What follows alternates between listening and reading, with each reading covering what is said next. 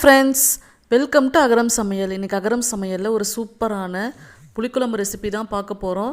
இது உடம்புக்கு பார்த்திங்கன்னா ரொம்ப ஹெல்த்தியானது. இது நம்ம எதில் செய்ய போகிறோம்னு பார்த்திங்கன்னா வேப்பம்பூ வச்சு நம்ம செய்ய போகிறோம். இந்த புளிக்குழம்பு பார்த்திங்கன்னா ரொம்ப டேஸ்ட்டாக இருக்கும். இப்போ இதை வாங்க எப்படி செய்கிறதுன்னு பார்க்கலாம். இப்போ அதுக்கு செய்ய தேவையான பொருட்கள் பார்த்துடலாம்.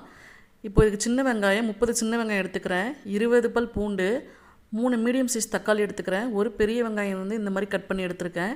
இதுதான் பார்த்திங்கன்னா வேப்பம்பூ. இதை வந்து வேப்பம்பூ பறித்து இதை காய வச்சுக்கோங்க. காய வச்சு எடுத்திங்கன்னா இந்த மாதிரி இருக்கும். இந்த அளவுக்கு எடுத்துக்கோங்க. இப்போ இது வாங்க, இந்த வேப்பம்பூ வந்து 2 டீஸ்பூன் அளவுக்கு நல்லெண்ணெய் சேர்த்துக்கலாம். எண்ணெய் சூடானதும் எடுத்து வச்சு இந்த வேப்பம்பூவை இந்த எண்ணெயில் வறுத்து எடுத்துக்கலாம். இப்போ அதை எடுத்து வச்சுட்டு இப்போ இன்னொரு கடாயில் 3 டேபிள் ஸ்பூன் அளவுக்கு நான் நல்லெண்ணெய் சேர்த்துக்கிறேன். புளிக்குழம்புக்கு நல்லெண்ணெய் யூஸ் பண்ணிக்கோங்க, ரொம்ப நல்லாயிருக்கும்.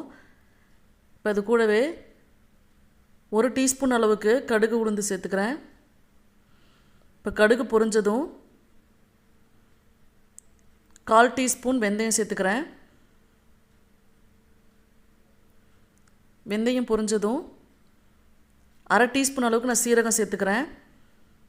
நல்லா பொரிஞ்ச உடனே சின்ன வெங்காயத்தை சேர்த்துக்கிறேன். இதுக்கு இந்த மாதிரி முழுசாக சின்ன வெங்காயம் சேர்த்துக்கோங்க. இந்த மாதிரி சேர்க்கும் போது ரொம்ப நல்லாயிருக்கும். புளி குழம்புக்கு எப்போதுமே பார்த்திங்கன்னா சின்ன வெங்காயம் சேர்க்கும் போது அதனோட டேஸ்ட் பார்த்திங்கன்னா ரொம்ப நல்லாயிருக்கும். இப்போ இதை நல்லா வணக்கி விட்டுக்கலாம். இப்போ அது கூடவே பூண்டு சேர்த்துக்கிறேன். இதையும் நல்லா வணக்கிக்கோங்க. இந்த மாதிரி புளிக்குழம்பு குழந்தைங்களுக்கு செஞ்சு கொடுத்தீங்கன்னா வயிற்றில் இருக்க பூச்சிலாம் செத்துரும். இது சுகர் பேஷண்ட்ஸ் கூட சாப்பிட்லாம், ரொம்ப ஹெல்த்தியானது. இப்போ அது கூடவே 3 கொத்து கருவேப்பிலை சேர்த்துக்கிறேன். இதை சேர்த்துட்டு நல்லா வணக்கிக்கலாம்.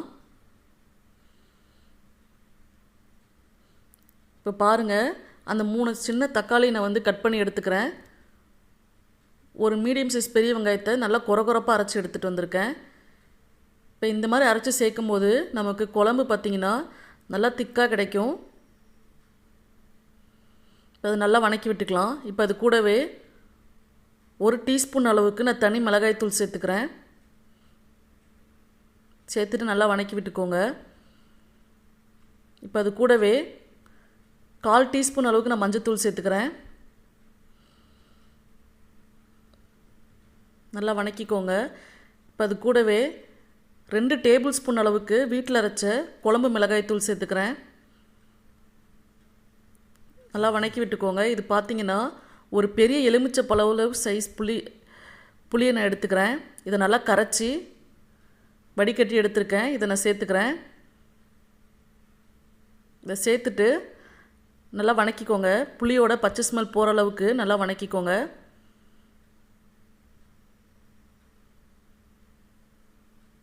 இப்போ அது கூடவே 1.5 டம்ளர் அளவுக்கு நான் தண்ணி சேர்த்துக்கிறேன். இப்போ இதை சேர்த்துட்டு நல்லா கொதிக்க வச்சுக்கோங்க. இப்போ தேவையான அளவுக்கு உப்பு சேர்த்துக்கலாம். நான் இந்த அளவுக்கு உப்பு எடுத்துருக்கேன். இப்போ இதை சேர்த்துட்டு நல்லா கிளறி விட்டுக்கோங்க. இப்போ இதை நல்லா கொதிக்கட்டும், புளியோட பச்சை ஸ்மெல்லாம் போகணும். நல்லா கொதிக்க வச்சுக்கோங்க. இப்போ அது கூடவே 1/4 டீஸ்பூன் அளவுக்கு நான் பெருங்காயம் சேர்த்துக்கிறேன். சேர்த்துட்டு ஒரு 5 நிமிஷம் போல் நல்லா கொதிக்க வச்சுக்கோங்க. இப்போ நம்ம வேப்பம்பூ நல்லா வறுத்து எடுத்து வச்சுருந்தோம்ல, அதை நான் இப்போ சேர்த்துக்கிறேன். இதை நம்ம கடைசியாக தான் சேர்க்கணும். இதை சேர்த்துட்டு ஒரு 2 நிமிஷம் போல் நல்லா கொதிக்க வச்சுக்கோங்க. இப்போ கடைசியாக இந்த சைஸில் வெல்லத்தை நான் சேர்த்துக்கிறேன். வேப்பம்பூ லைட்டாக கசப்பாக இருக்கும், அந்த கசப்பு இருக்கக்கூடாதுன்னா இந்த மாதிரி வெல்லத்துண்டு சேர்த்துக்கோங்க. வெல்லம் சேர்க்கும்போது ரொம்ப நல்லாயிருக்கும். அவ்வளோதான், நம்மளோட சுவையான புளிக்குழம்பு ரெடி ஆகிடுச்சு. இதை நீங்கள் வீட்டில் கண்டிப்பாக ட்ரை பண்ணி பாருங்கள். ட்ரை பண்ணி பார்த்துட்டு கமெண்ட்டில் எப்படி இருக்குன்னு சொல்லுங்கள். மீண்டும் நெக்ஸ்ட் வீடியோவில் சந்திக்கலாம். பாய். ட்ரை பண்ணி பாருங்கள், ஷேர் பண்ணுங்கள், பெல் பட்டன் கிளிக் பண்ணுங்கள்.